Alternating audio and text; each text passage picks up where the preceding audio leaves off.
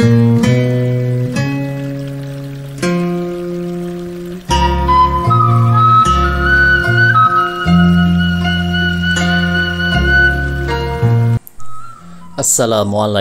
warahmatullahi wabarakatuh. Pemirsa, dimanapun saja Anda berada, selamat berjumpa kembali dengan channel YouTube Insan Dongeng. Pada malam ini, saya Bang Elgi akan melanjutkan roman klasik Salah Asuhan bagian kelima. Selamat mendengarkan. Bila sudah mendengar yang serupa itu, ibunya tidak membantah lagi, hanya menyapu matanya saja dengan selendang, menyadari untungnya yang sudah beranak sepandai itu. Percakapan yang serupa itu yang dihabisi dengan tangis ibunya memang sudah 2-3 kali terjadi. Tapi sedalam dan sepedih itu barulah berlaku pada hari itu.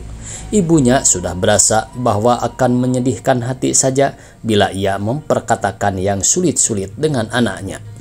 Tapi apa boleh buat, kesakitan dan kepiluan hati ditanggungnya dengan sabar, karena belum putus harapannya akan memperbaiki anaknya yang seorang itu. Tambahan lagi saudara tuanya Sutan Batuah, guru kepala di Bonjol yang berugi besar, turut menyekolahkan Hanapi. Dan datang menemui kemenakannya bermaksud hendak menjemput menjadi menantu, sudah pulang kembali dengan merentak dan belum memberi keputusan. Itulah yang hendak diselesaikan oleh orang tua itu waktu ia memberani-beranikan hati pula bertukar pikiran dengan si anak yang durhaka itu.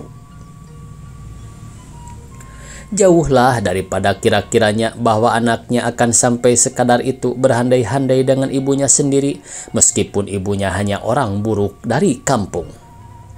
Kita tinggalkan cerita Hanapi dengan ibunya, sekarang kita bercerita tentang Kori.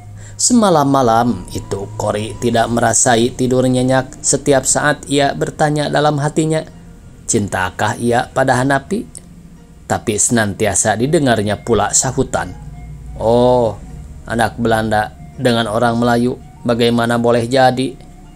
Tapi seketika itu juga berbunyi pula suara, "Orang Melayu boleh disamakan haknya dengan orang Eropa?"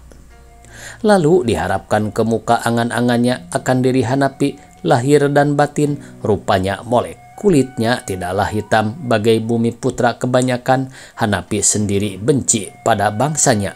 Bumi Putra, pelajarannya, tingkah lakunya, perasaannya, semua sudah menurut cara Barat. Kalau ia tidak tinggal bersama ibunya yang sangat kampung tentang tabiat dan perasaannya, tak akan adalah yang menyangka bahwa Hanapi orang Melayu. Sebab bencinya pada bangsanya sendiri, sudah tentu ia suka minta disamakan dengan bangsa Eropa. Pekerjaannya ialah yang lazim dijabat oleh orang Belanda saja, istimewa pula kalau ia minta disamakan dengan bangsa Eropa. Tentu tak ada lagi batasnya pangkat yang boleh dijabatnya. Tapi meskipun demikian, Kori boleh memastikan bahwa ia tidak dapat membalas percintaan Hanapi sebab ia tidak cinta. Hanapi dipandang sebagai seorang sahabat saja yang dibawa bergaul di waktu bertemu saja. Dari kecil ia sudah berkenalan, sudah sama-sama bermain-main, meskipun Hanapi 3 tahun lebih tua dari dia. Dahulu masa di sekolah rendah di Solok, ia memandang Hanapi seolah-olah saudara tuanya, dan acap kali Hanapi melindunginya jika ada seseorang anak laki-laki yang hendak menganiayanya.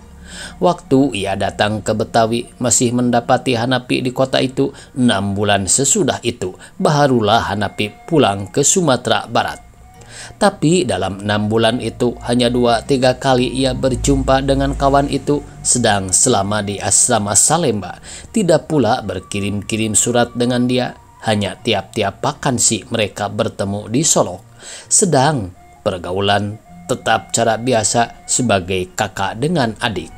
Secara orang bersaudara banyak benar timbul pertikaian pikiran antara keduanya, dan tiap-tiap bersahut-sahutan itu ada jualah salah seorang yang marah Jika yang seorang sudah bermuka merah, yang lain lalu mengalah. Demikian saja dilakukan oleh mereka berganti-ganti, hingga persahabatan antara keduanya bisa kekal. Hanya Cory sudah merasa menjadi gadis setelah ia masuk sekolah HBS, terutama di negeri kecil. Dijaganya benar namanya, supaya jangan menjadi sebutan. Oleh karena itu, hanya sekali-kali ia datang ke rumah Hanapi. Begitu juga tidak pernah seorang diri, melainkan membawa kawan juga. Dan jika ia berjalan-jalan dengan Hanapi pun, ia membawa salah seorang kawan. Buat dirinya sendiri, ia tidak terlalu peduli, tapi yang dijaganya hanyalah perasaan orang. Hanapi dipandangnya seolah-olah saudaranya, jadi seharusnya ia tidak perlu berhati-hati benar. Hanya Hanapi itu memang orang Melayu, dan di dalam adat orang Melayu memang banyak benar pantangan bagi anak gadis jika sekiranya di Betawi Hanapi membawanya ke tempat permandian di pinggir laut. Dengan tidak membawa kawan, akan tidaklah ia keberatan, karena Hanapi dipandangnya sebagai saudaranya benar. Yang sudah-sudah Hanapi pun berlaku sebagai seorang saudara pula kepadanya, hanya di dalam vakansi sekali ini. Dan terlebih pula sehari tadi perangainya sudah lain, sudah menjadi kebiasaan lagi keduanya berpegang-pegangan tangan. Tidak ada gelinya, tapi waktu tadi siang Hanapi meraba lalu mencium tangan Cory. Bukan saja Cory terkejut karena kedatangan Tuan dan Nyonya Brom, melainkan sebenar-benarnya ia terkejut sebab dicium tangannya itu.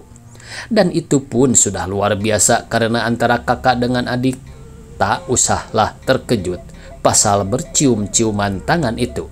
Tapi Cory sudah terperanjat, segala darah sudah naik ke kepalanya dan jantungnya berdebar-debar. Itulah suatu tanda baginya bahwa dari pihak sifat-sifat bersaudara itu sudah berubah. Hati berahinya sebagai gadis sudah timbul pada saat itu.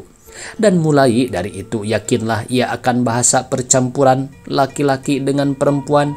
Dahulu disangkanya bahwa seorang gadis akan bisa bercampur gaul dengan bujang sebagai saudara sejati, bebas daripada perasaan lain yang tidak layak bagi orang bersaudara.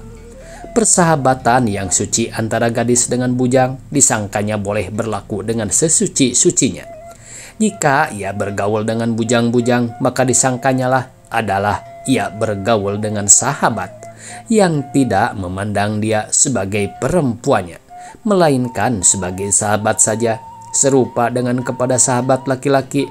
Itulah sebabnya maka Cory sudah menertawakan sekalian bujang yang segera saja menulis surat lamaran, menyatakan cinta yang tidak berhingga kepadanya setelah bertemu 2-3 kali di tempat keramaian.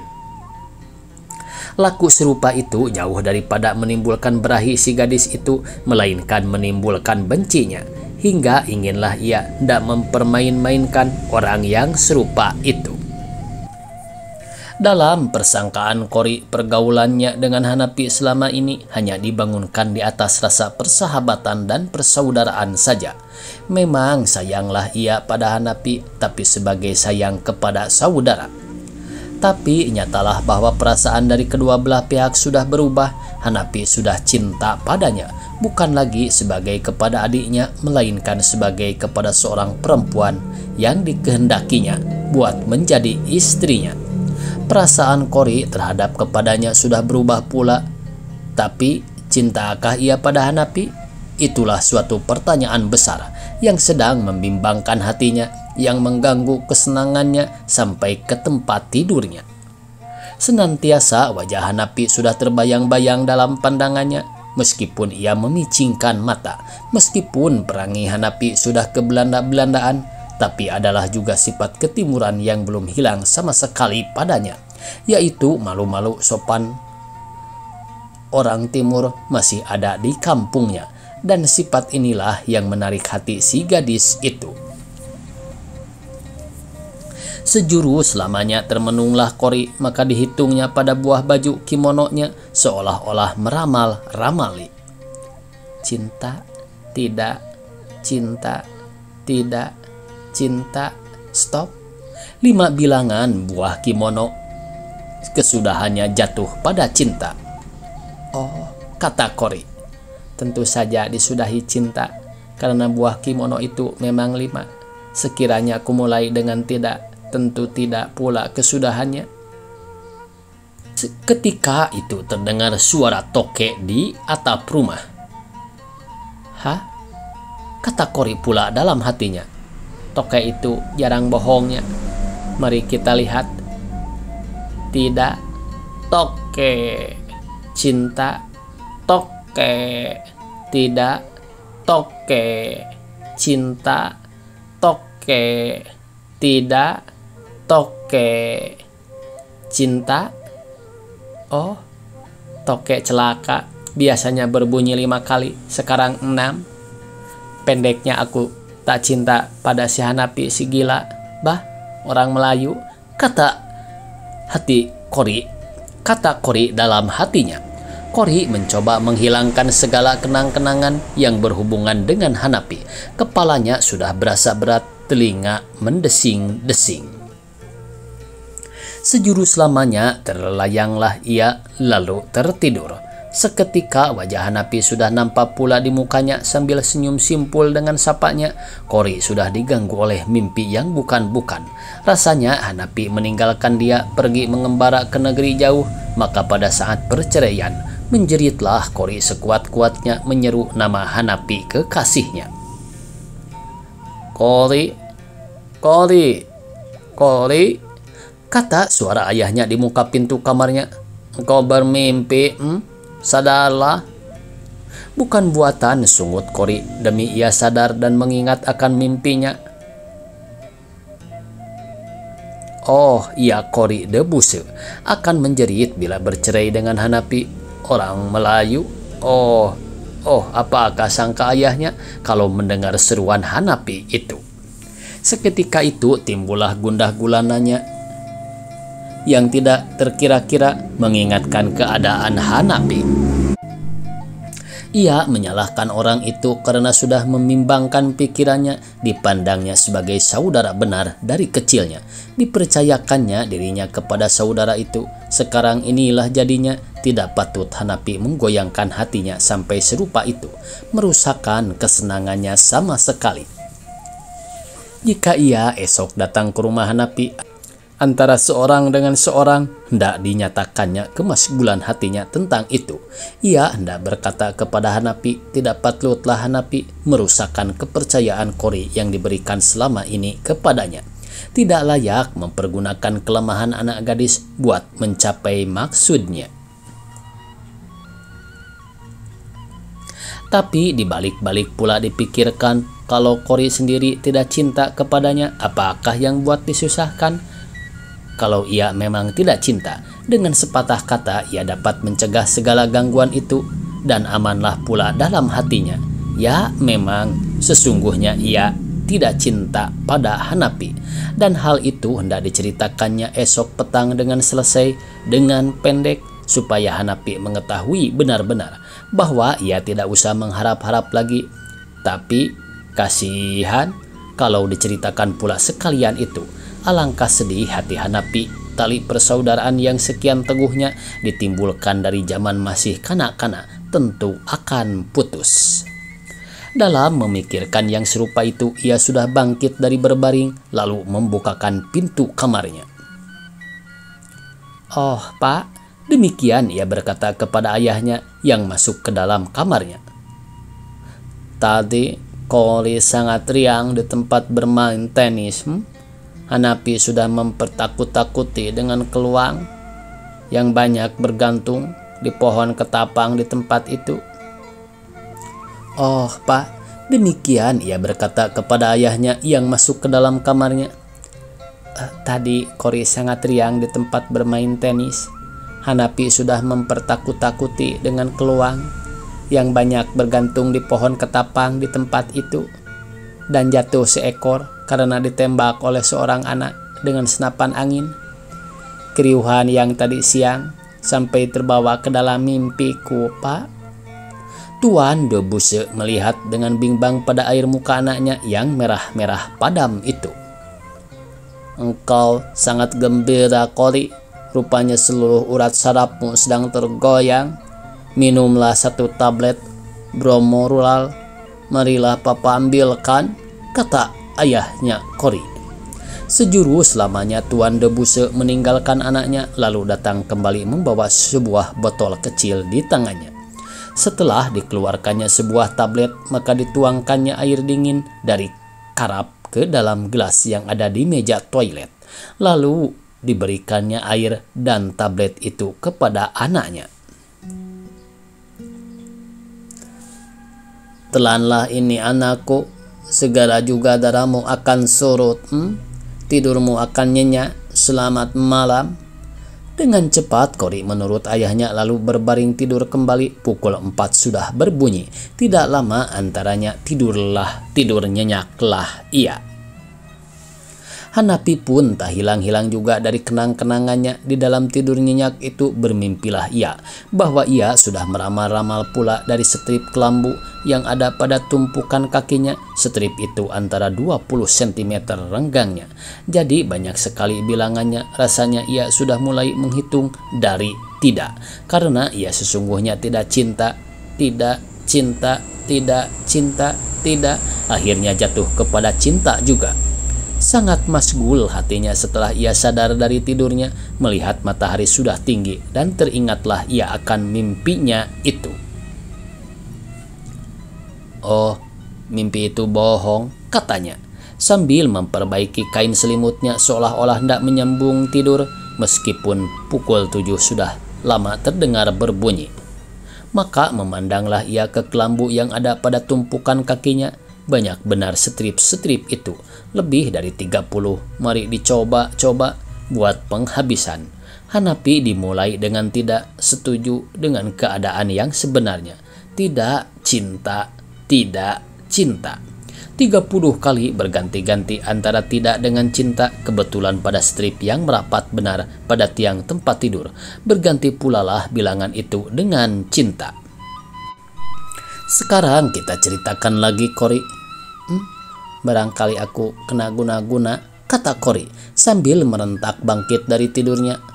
Aku sesungguhnya tidak cinta pada orang itu. Tidak. Meramal-ramal itu permainan anak kanak-kanak, tahayul orang Melayu. 10 kali hendak dikatakan cinta. Sore hendak kuperlihatkan benar-benar apa yang kukandung dalam hatiku kepada orang itu. Memang sayang sekali bila perbuatanku akan memutuskan tali persahabatan dan persaudaraan yang kukuh itu. Tapi apa boleh buat? Oh, sungguhkah tak boleh jadi pergaulan laki-laki dengan perempuan suci daripada perasaan yang bukan-bukan itu?